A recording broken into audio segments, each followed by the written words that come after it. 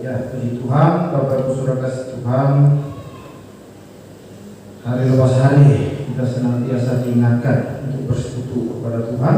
Dan di balik persekutuan bersama Tuhan, kita akan terus dibawa kepada kehidupan yang senantiasa sejalan dengan apa yang dikehendaki Tuhan. Amin. Ya, di malam hari ini kita akan merenungkan kebenaran yang terambil di Filipi pasal 1. Filipi pasal 1 ayat 27 sampai yang ke-30. Filipi pasal 1 ayat 27 sampai yang ke-30.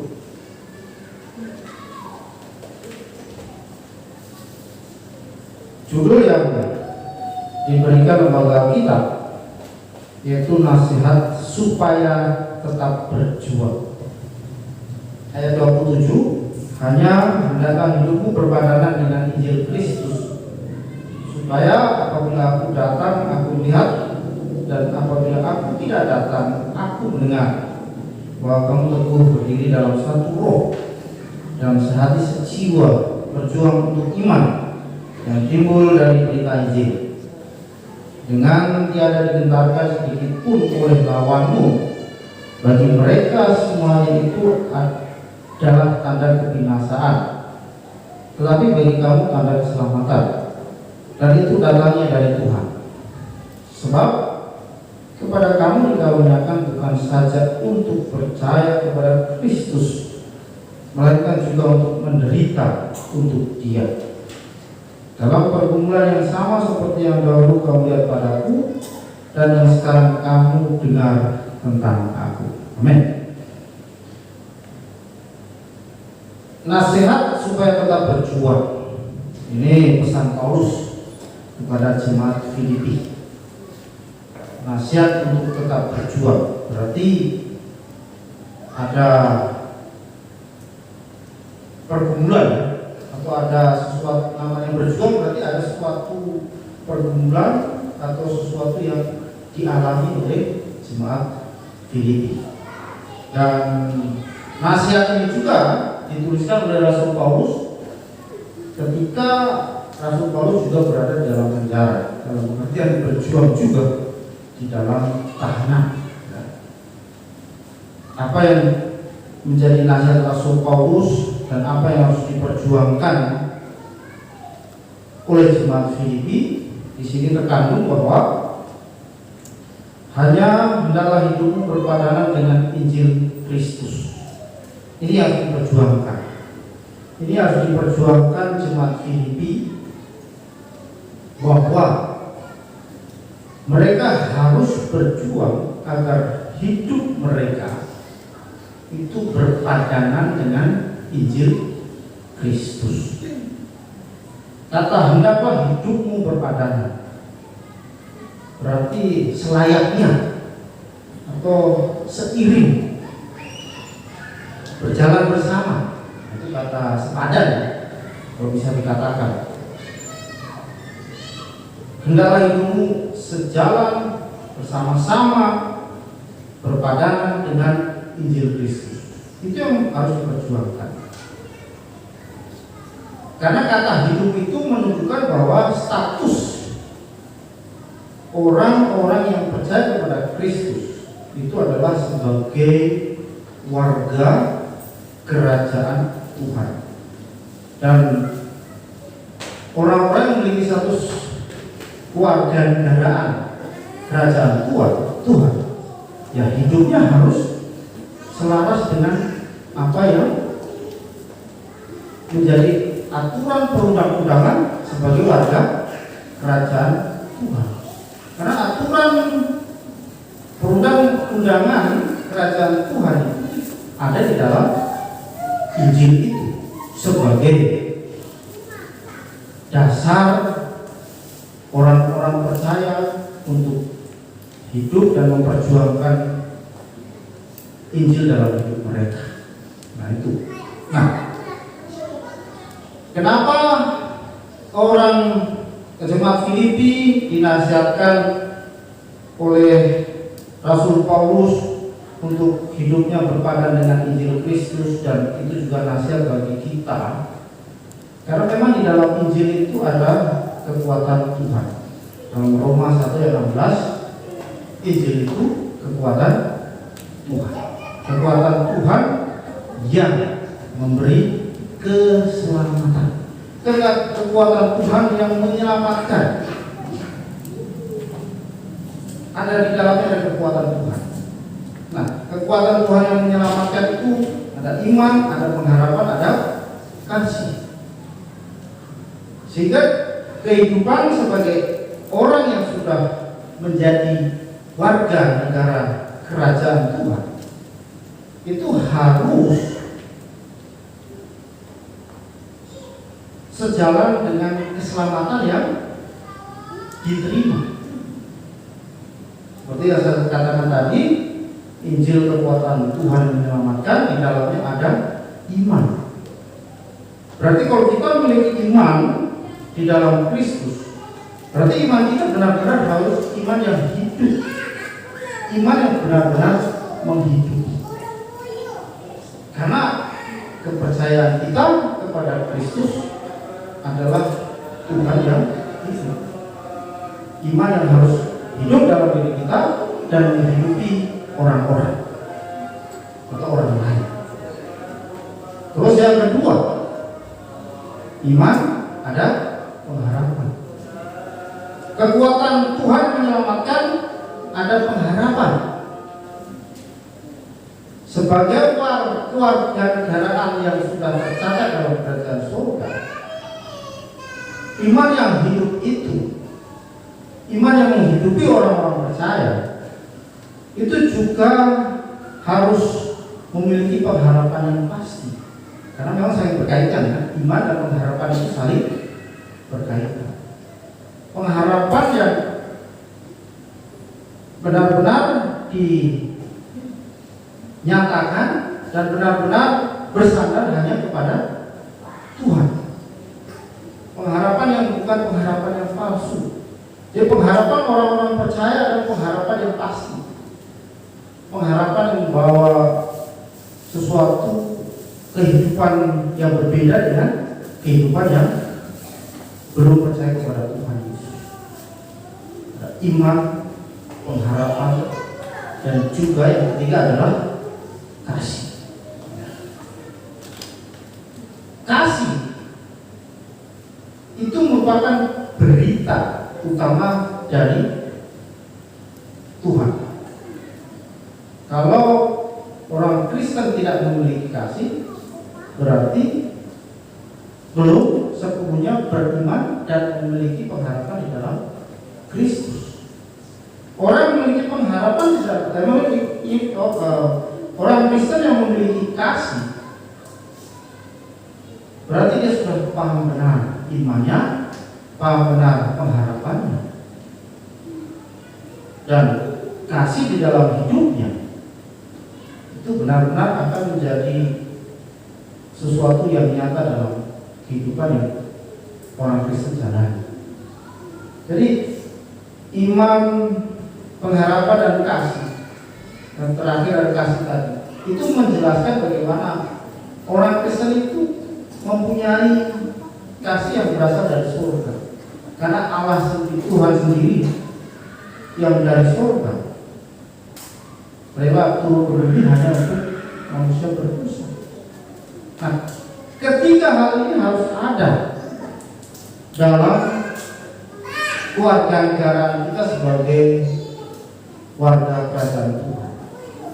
Kekuatan kita dalam menjalani kehidupan ini hanya kepada Injil yang menyelamatkan. Rasul Paulus mengingatkan itu kepada jemaat Filipi dan juga untuk kita, agar kita berdiri teguh di dalam roh, satu jiwa. Karena apa yang terjadi di dalam jemaat Filipi, memang jemaat Filipi menghadapi banyak tantangan. Karena di dalam jemaat Filipi sendiri ada oknum-oknum, ada orang-orang yang memberitakan Injil itu dengan tujuan, dengan pengajaran-pengajaran yang di luar Injil itu sendiri. Mari kita baca di Filipi pasal 1 ya. Masih di pasal 1 ya, masih di pasal 1.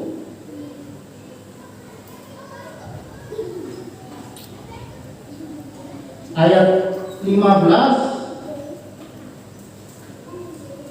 sampai 7 sampai 18.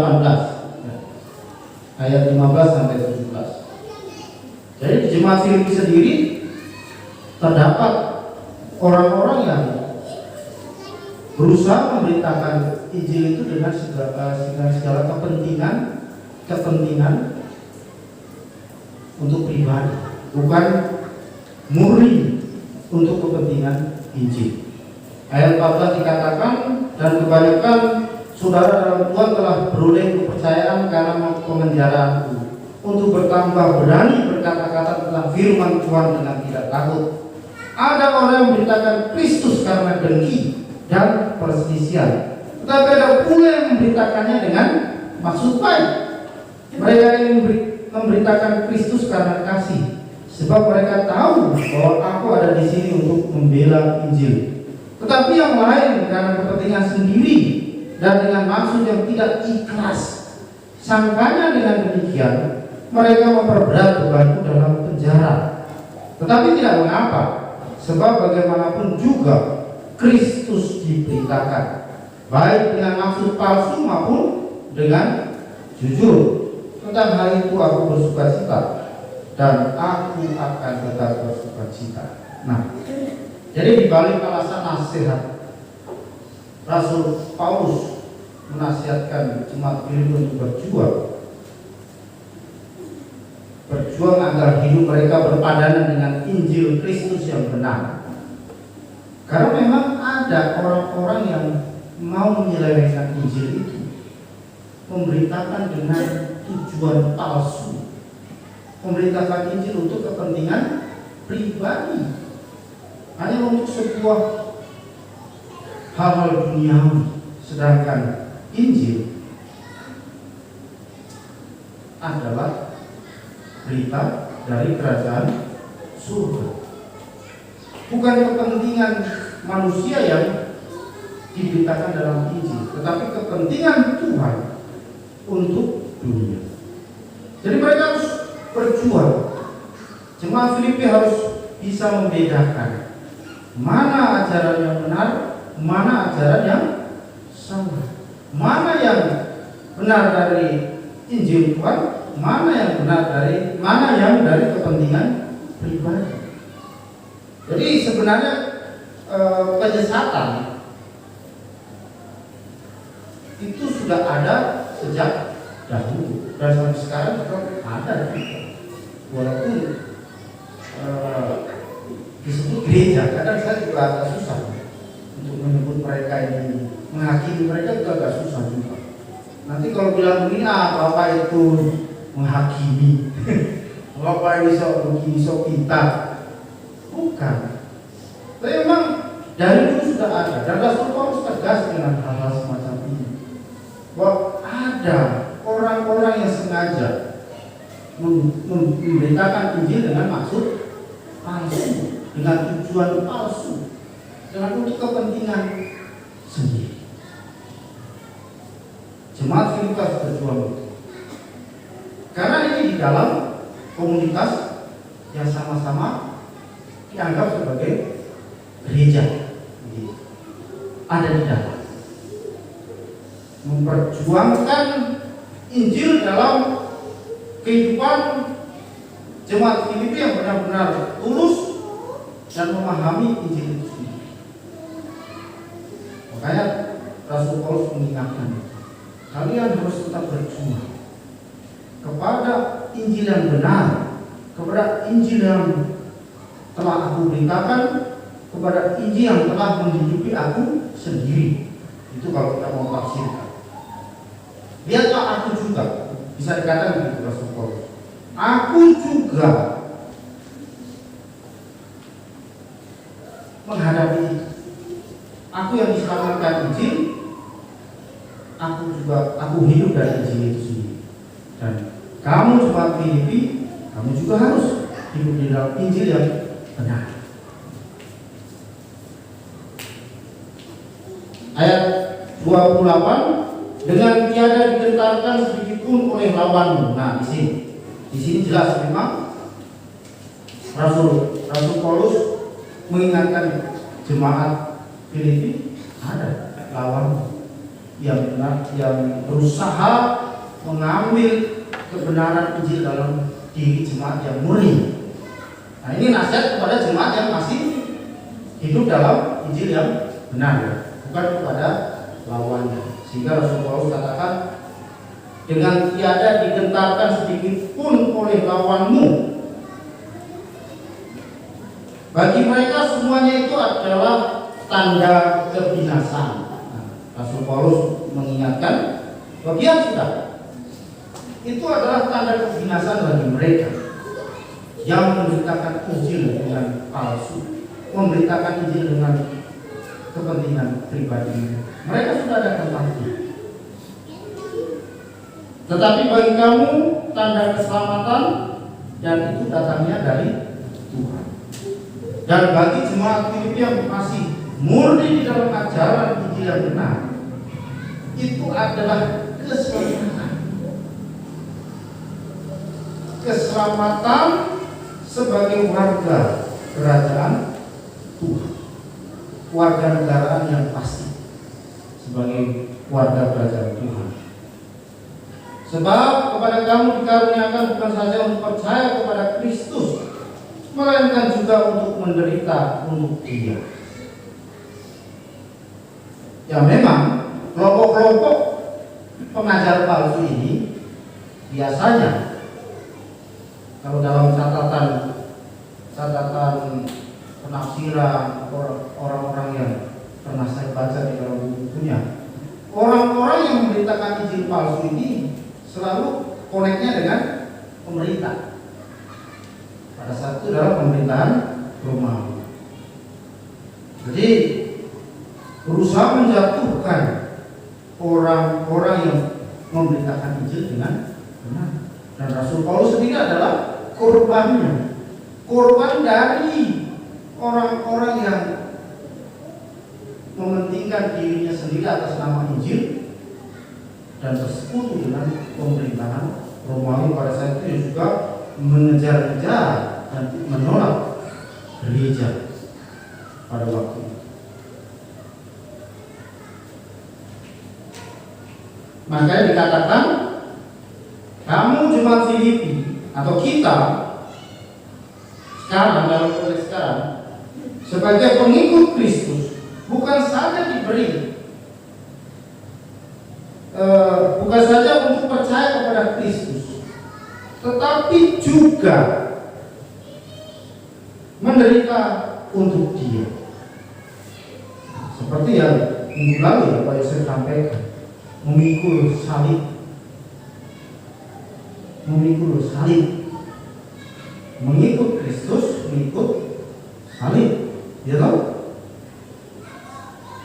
Kalau kita berada pada Injil yang benar, hidup kita diberi kemampuan untuk percaya, diberi iman untuk percaya, tetapi juga siap untuk menderita.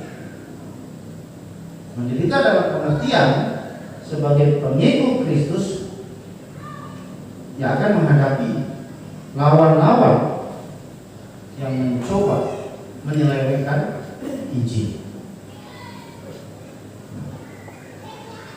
Dalam pergumulan yang sama seperti yang dahulu kamu lihat padaku, dan sekarang kamu dengar tentang aku.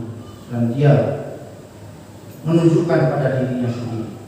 Sama seperti aku berjuang untuk mempertahankan Injil yang benar, kamu juga harus mempertahankan Injil itu. Kamu harus mempertahankan kemuliaan Injil yang kamu terima, yang sudah menyelamatkan kamu dan menjadikan kamu sebagai warga kerajaan surga. Ini pesan terakhir. kepada jemaat Filipi. Rasul Paulus dalam surat-suratnya selalu menjadikan dirinya sebagai teladan, bukan sombong ya. Maksudnya bukan kesombongan Paulus, tetapi dia meneladankan dirinya sendiri karena dia pribadi yang benar-benar didatangi Tuhan secara pribadi.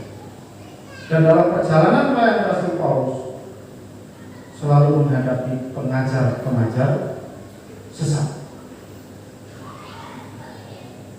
Rasul Paulus dipenjarakan juga karena melawan pengajar sesat.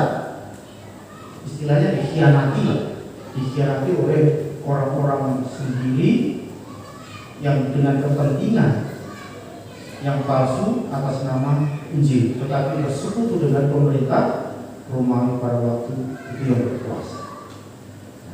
Jadi Bapak Ibu Saudara kasih Tuhan, sama seperti jemaat Filipi diberi nasihat untuk tetap berjuang dalam hidup dan menghidupi Injil yang benar. Mari kita juga mempertahankan, kita berjuang terus memperjuangkan Injil yang benar dalam hidup kita, sehingga status keluarga negara kita sebagai warga kerajaan Tuhan itu benar-benar nyata. Di dalamnya ada kekuatan Tuhan yang menyelamatkan, iman, pengharapan dan kasih itu hadir dalam kehidupan kita dan juga memberi keselamatan bagi orang lain. Jadi Bapak Saudara kasih Tuhan, mari bagaimana caranya kita mempertahankan Injil yang benar. Injil yang benar dalam kehidupan kita yang sudah kita terima. Awasilah ajaran-ajaran yang ada. Awasilah ajaran-ajaran yang muncul dalam kehidupan gereja. Dan tetap tekun membaca firman Tuhan, tekun membaca Alkitab, dan datang kepada guru, hamba Tuhan, pengajar-pengajar yang bisa membawa arah pada Injil yang benar. Ya, jadi kalau suka Tuhan, mari kita berjuang. Sampai sekarang penyesatan ada, tetap ada di dalam diri membawa nama Tuhan Yesus. Tetapi Rasulullah bilang tidak apa sudah. Yang tadi di Filipi pasal 1 ayat 15, tidak apa-apa. Yang penting hidup kita berpadanan kepada Injil Kristus yang benar, hidup dalam pengajaran yang benar dan nasihat yang benar, sehingga kita tidak akan terjebak dengan pengajaran-pengajaran palsu menggunakan atas nama Tuhan Yesus. Kita tetap berjuang. Amin. Ya, mari kita berjuang membawa Injil yang benar, karena dari situ kita mendapat status warga negara kerajaan Tuhan. Dan Injil yang benar itu akan menghidupi kita dan hidup orang lain. Mari kita berdoa. Tuhan, sebagai orang yang sudah menerima Injil Tuhan, kami menerima keselamatan dan kami menjadi warga kerajaan Tuhan, status yang luar biasa. Tapi tidak berhenti begitu saja. Kami harus tetap berjuang di dunia ini untuk mempertahankan itu, untuk membuktikan kepada dunia bahwa kekuatan Tuhan yang menyelamatkan kami, iman, pengharapan dan kasih dalam kehidupan kami benar-benar sesuatu kehidupan yang nyata yang asalnya dari surga. Ajar kami untuk berjuang, untuk berjalan pada Injil yang benar, karena kami tahu saat kami menerima Injil yang benar ada penyesat-penyesat juga. Tapi saat kami berada di Injil yang benar, kami akan tahu bahwa ini dari Tuhan atau ini dari manusia. Terima kasih Tuhan.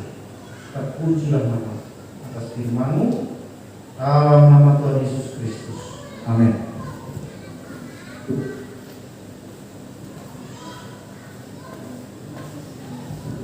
Salam. Banyak yang mungkin ya. Saya nggak lihat ke belakang tadi. Ya, siapa yang pernah dikunjungi oleh orang datang ke buku ya? Pernah ya? Itu Kristen juga, punya gereja juga, tapi itu sesat. Itu yang dibilang Injil yang lain tadi. Sesatnya di mana? Karena dia tidak mengakui bahwa Yesus itu Tuhan. Jadi dia hanya mengakui bahwa Yesus itu adalah ciptaan yang pertama, ciptaan yang sulung. Sesatnya di situ. Ada lagi gereja-gereja yang memang Kristen, ibadahnya kayak kita, tapi sesat. Ya, jadi kita harus hati-hati supaya kita berpadan pada Injil yang benar, karena ternyata ada Injil yang tidak benar. Saya kutip KPR, sabar ya, ini penting. Di Galatia 1 ayat 8. Saya aja yang baca. Tetapi sekalipun kami, ya, kami itu kira-kira siapa ini? Para rasul, ya. Tetapi sekalipun kami, para rasul, atau seorang malaikat dari surga yang memberitakan kepada kamu suatu Injil yang berbeda. Perhatikan, Injil itu banyak. Injil yang berbeda dengan Injil yang telah kami beritakan, yang diberitakan oleh rasul-rasul, ya, yang telah kami beritakan kepadamu, terkutuk lagi. Jadi setiap orang yang memberitakan Injil yang berbeda dari yang disampaikan para rasul itu terkutuk. Nah, rasul yang mana yang menyampaikan Injil yang benar? Karena ada banyak rasul. Nah ini perhatikan. Kisah pasal 1 ayat 21-22. Ini ketika para rasul mau mencari penggantinya Yudas, karena Yudas sudah mati gantung diri. Nah, maka perlu ditambah satu rasul pengganti. Syaratnya seperti ini. Jadi harus ditambahkan kepada kami seorang dari mereka yang senantiasa, perhatikan, senantiasa datang berkumpul dengan kami para rasul selama Tuhan Yesus bersama-sama dengan kami. Jadi yang dimaksud rasul itu adalah orang yang hidup senantiasa bersama-sama dengan Kristus, ya, yaitu mulai baptisan Yohanes sampai dari Yesus terangkat ke surga meninggalkan kami untuk menjadi saksi dengan kami tentang kebangkitannya. Jadi Injil yang benar, Injil yang diberitakan oleh para rasul, rasul yang mana? Rasul yang hidup bersama-sama dengan Yesus sejak Yohanes Pembaptis sampai Yesus naik ke surga. Jadi kalau ada rasul tapi dia tidak hidup bersama Yesus, ya, itu nggak boleh kita percaya. Ya, Injil yang benar hanya yang diberitakan oleh rasul yang hidup bersama-sama dengan Yesus, karena mereka menjadi saksi mata. Jadi kalau rasul yang hidup berabad-abad setelah Yesus, itu bukan saksi mata, ya kan? Itu cuma katanya kan gitu. Dan beritanya sudah jauh dari kebenaran, jauh dari fakta, karena sudah jauh sekali, ya. Jadi yang Injil yang benar yang diberitakan oleh para rasul, rasul yang mana? Rasul yang hidup bersama-sama dengan Kristus, yang menjadi saksi mata. Jadi yang diberitakan itu pasti benar adanya, gitu ya. Ya, oke. Kita harus hidup, bertumbuh, berbadan dengan Injil Kristus. Kristus itu isi apa? Injil itu isinya sangat sederhana. Yesus mati, bangkit, naik ke surga. Cuma itu saja.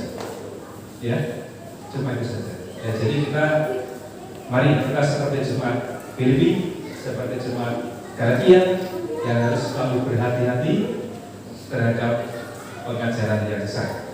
Kalau di agama lain, kalau ada ajaran yang menyimpang, pasti langsung dibakar. Iya enggak? Kalau di Kristen,